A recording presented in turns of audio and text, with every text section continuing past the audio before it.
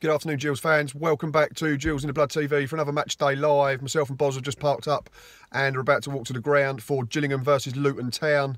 It has just gone 2 o'clock. Boz, team news is in. 3 changes from the week. Yeah. Parrott. Yeah, Elliot List, a lot of people have called for a little while now. And Josh Reese start as well. So that's the 3. And the 3 that have dropped out are Darren Oldacre, Regan Charles Cook and Brandon Hanlon, 2 of which Hanlon and Charles Cook have been left out completely today. So there's a few bits on social media asking the question why. I'd imagine it's nothing more sinister than the fact that they probably need a rest. No, nobody's reporting. Everyone's just reporting that they miss out following a midweek trip. Yeah, exactly. And they're young and they've played a lot of football for us this season, so it won't do them any harm. We have another massive game Tuesday, and if we're going to label it, Tuesday's probably more important in the grand scheme of things than today, because Luton are flying high, whereas Bristol Rovers are in and around us in the table. I mean, if we can get something today, it'd be brilliant. But Tuesday, I think, is more important in terms of beating teams in and around us again, like we have to do. But it's the diamond.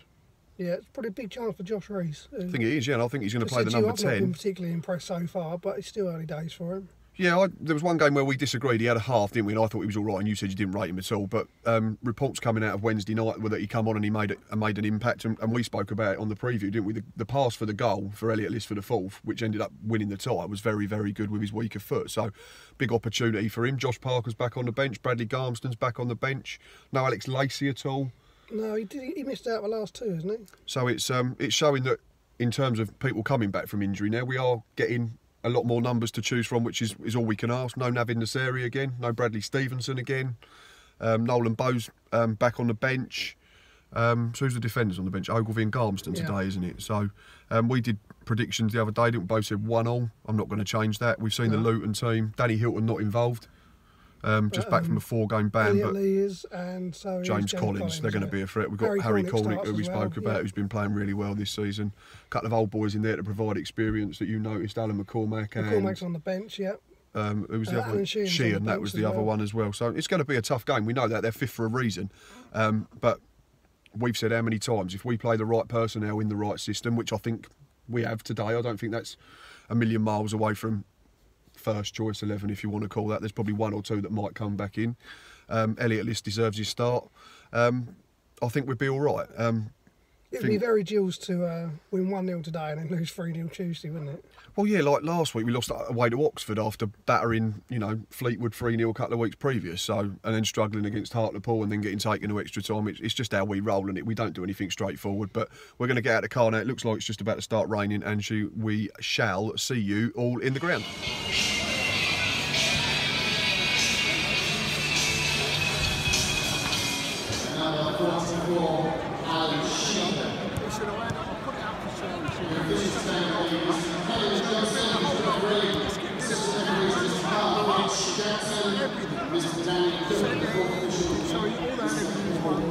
That's George goalkeeper, isn't it? You waiting away. Give me a 4 last season, we all know, so...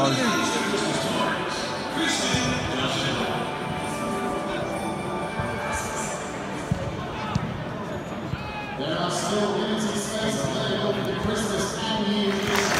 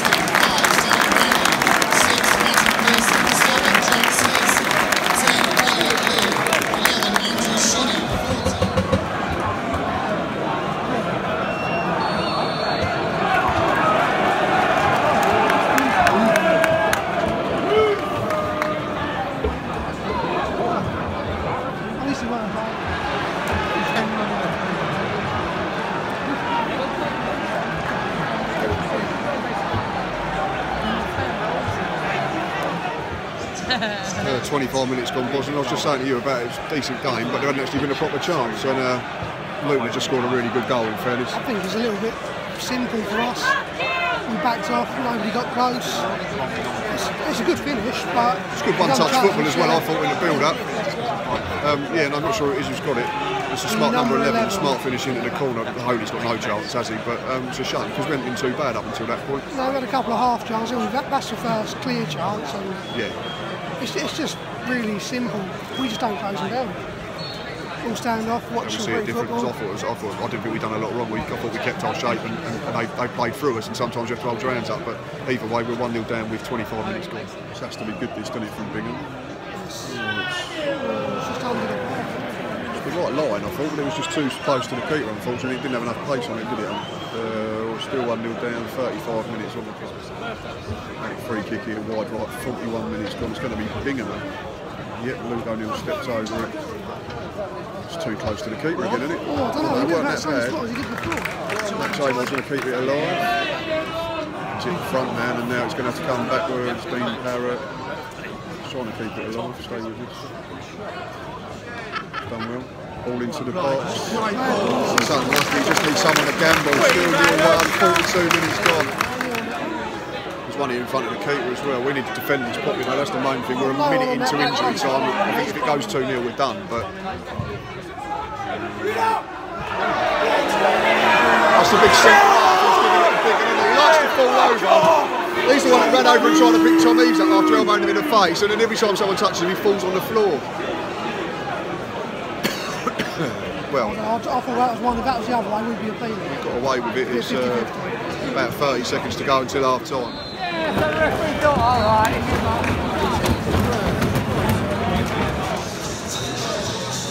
Half time here, Boston, we're 1-0 down, and aside from the first 15 minutes where we said it's quite open and quite an entertaining game, we've quickly run out of ideas again, I think, haven't we? Well, I said to you just before, they've sussed us right out, they've done their scouting, they're going to keep frustrating these or fouling in because that's all we've got. Yeah, because there's a couple of times their centre-half's gone through the back of him, the ref ain't giving it.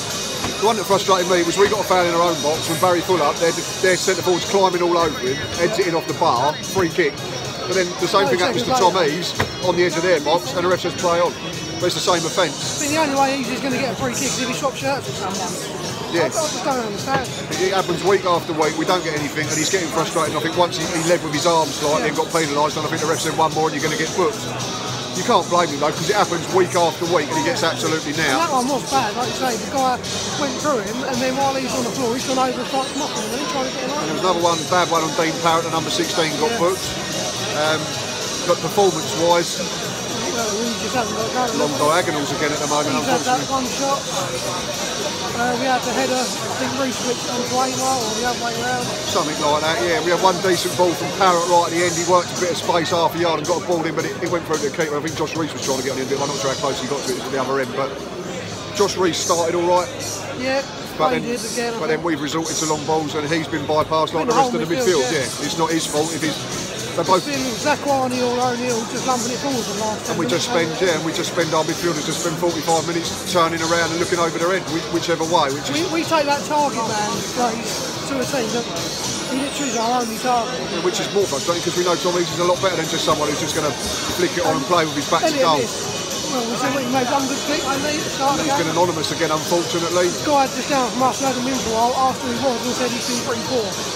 And he didn't realise he was that. Like you said, we get sussed out pretty quickly, sadly, but we're still in it. That's the main thing. It's only one. It's only one. I don't think they've been as good as in terms of Luton, I was going to say, aside from the goal where they put a good move together, they've gone long quite early as well. They tried to get Cornick in behind, and they've hit Collins a couple of times. But apart from that, they played with the ball in front of us, and it's been all right. We've looked all right, solid in general play.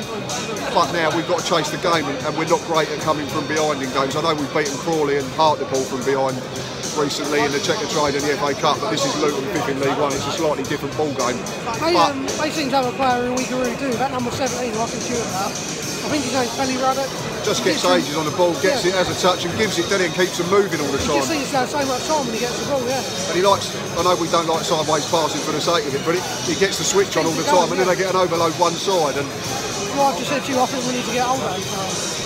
not necessarily take Bingham off. I think Bingham's been decent today. I'd like to get Oldacre on and maybe get Parrott further forward, but it'd be interesting how he goes. We're missing Charles Cook massively.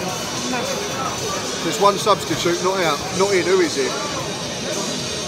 Josh Parker. Yeah, Josh Parker. There's only 5 outfield subs and Tom Adler. Josh Parker might have gone in, so that might indicate a change. Elliot List would certainly be the prime suspect. We spoke about this in the week. I tweeted about how good his goals 3 and 7, but 5 of his 6 goals have come from the bench, and sadly he's had another opportunity today and he hasn't taken it. But we're still in the game. Again, it doesn't help him when all the long bombs are aimed towards him. Yeah, I know, yeah, and he's feeding on scratch, but unfortunately the best thing I can say is that we're still in it. It's only 1.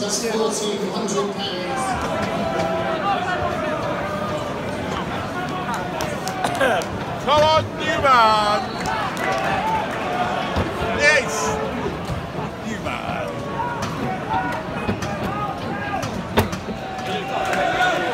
Billy Billy's been all set pieces today. Only Luke O'Neill's not had a look in yet. And this side's logical, it's an in-swinger, it's got to be good though. Come on, Gabby, first goal for the club. It's not bad, it's not bad. Mr. Walter, going in on the take the throw. Going on the far side, Barry going across to take it. Down in the corner, Fuller, another throw. Why don't get Bernard to take it and just go long? Launch it in the box. If we've got it, why don't we use it? That's what I mean, get him to take it, yeah. It's not like he's a giant, is it?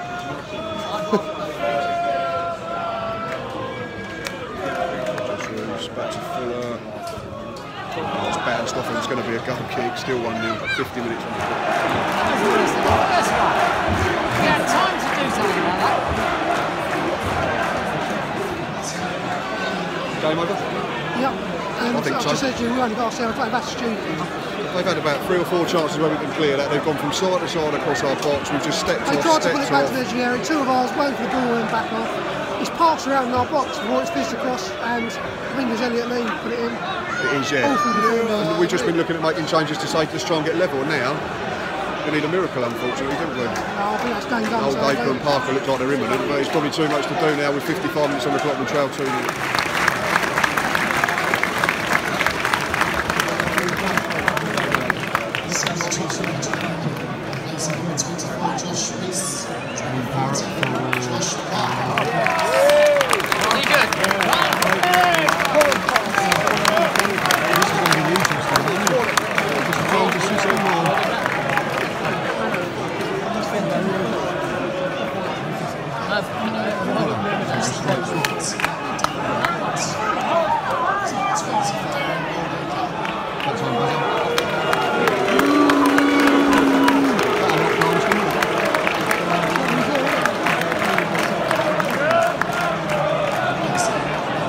Changed his mind, that's what happened.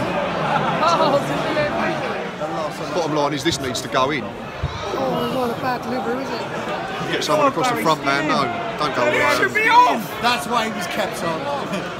Stay with this, Thomas Oley, long diagonal. Luke O'Neill's in behind. He's onside. He's done really well. We've got a throw on the far side. I think the third change might happen.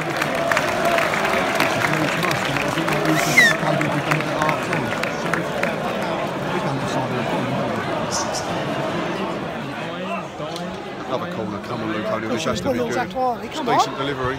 It's that number 5, Bradley, again, he's huge, isn't he? Sonny Bradley, yeah. Darren Oldacre, is he from Plymouth?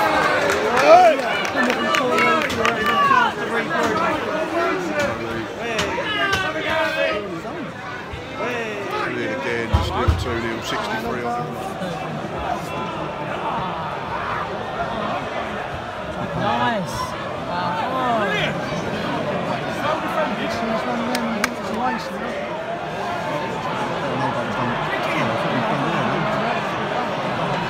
That's it, pressure.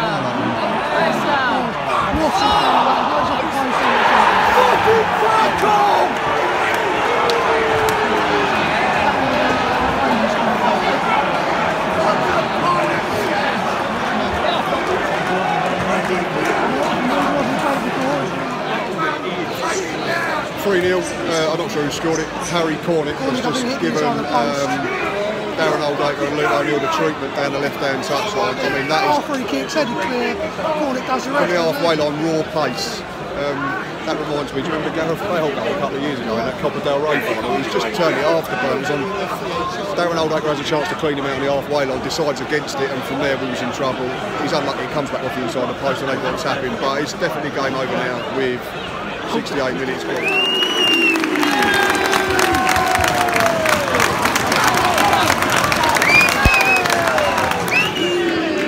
Of absolutely nothing. Credit to Tom Eads, because I thought his first touch had drifted it wide, and that's a brilliant finish. And with 19 minutes to go, 3-1. I mean, it's a long way back still, but at least it's a bit of a sniff. Bit of a sniff, but yeah. Great finish though, 3-1, 72 on the clock.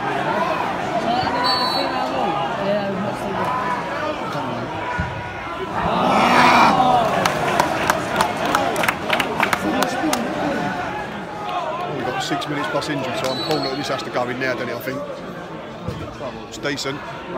It's that Sonny Bradley again. It's one of those things. We're still pushing, but he's just running out of time now. Corner, Max Omo. Why are we waiting? I think he wanted Mark Byrne to come over, but Mark Byrne's taking ages. He's got to go box. That's good. Another corner. Come on, Gills, another corner. Do it quickly, do it quickly, do it quickly. Well done. DJ. Go on, DJ, bang it. Good effort. Oh, get out of the way. Fancy doing your job as a centre half, you living swine. Forward! It's alright, don't just pump it on. It's not a bad ball. Bradley Gills still. Go on, Ellis! Someone's got to get in the box, come on! Come on, Gills, it's got to be good. It's unlucky. Done well again. Yeah. Look how much time they've got now on the edge of the box.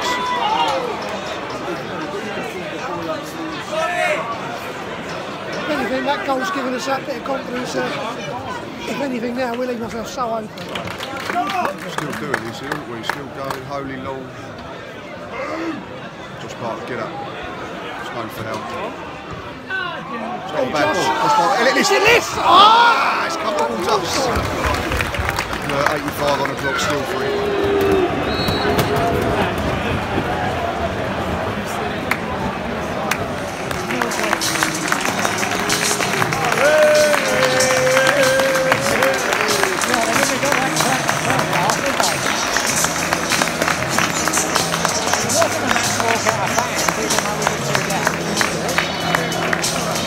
Even the Scallies, there couldn't be a match full time at the Midway Priestfield. Feel like we're copy and pasting ourselves a little bit, unfortunately. It's finished Gillingham 1, Luton Town 3. 20 minutes, I think we had to go for. Yeah, it's just so frustrating. We've just said before we come back on air that at 3-0 we decided to get it down and play, and we looked a really good side. We was playing it from side to side, we was getting in behind, we had pace. Bradley Gills made a real difference from the bench, got 3 or 4 really good balls into the box, probably more than we'd done in the previous sort of 70 minutes. But we was probably just on top, or at least territorially on top at 1-0, and they went up the other end and scored a really soft goal. Then we were still having a go. In hindsight, you'd probably say that Darren Oldacre should clean Harry Cornick out on the halfway line and take the booking and the free kick. But he lets him run, and from there, just ridiculous pace. I mean, he strips Darren Oldacre, he strips Luke O'Neill as well. Yeah, and it comes back off the inside of the post, and Elliot Lee's got to tap him from about 7 or 8 yards, I think, and that was game over. But credit to us in the respect that we didn't just roll over, we did keep trying, and Tom Eaves scored a really good goal, didn't he? We said we thought his first touch had just pulled him a little wide, but it was a great finish across the keeper and into the far post. And what was that? It was about 17 minutes left at the time, 18 minutes left. And we had a good sort of 10-minute spell where we pinned them back, but they weathered it, and then they saw it out pretty comfortably at the end. I just feel bad for him, because he knows every time we get the ball, it's going his way. And he's getting battered from left, right and centre with defenders. If he doesn't do anything with it, then we're probably not going to get anything. Christ knows where we'd be without him. Well, we'd probably be bottom of the league, unfortunately, because that's now 13 goals this season. So he's got 12 of them in the league, I think. He's still top scorer in the division, and that's in a team that's, what now, 19th, I'd imagine. I've not looked at the league table. We ain't going to be much higher than that, unfortunately. I think a lot of the teams in and around us have won today as well. I think the only one that went our way was Shrewsbury, but then they lost to Wickham, so it was either or. Tuesday we play Bristol Rovers, so there will be a Monday review in a couple of days, and then we'll have a look forward to another midweek fixture. But there weren't many positives today, unfortunately, were there, mate? Very few. As always, thanks for watching. Keep doing the usual, and until next time, up the Gills.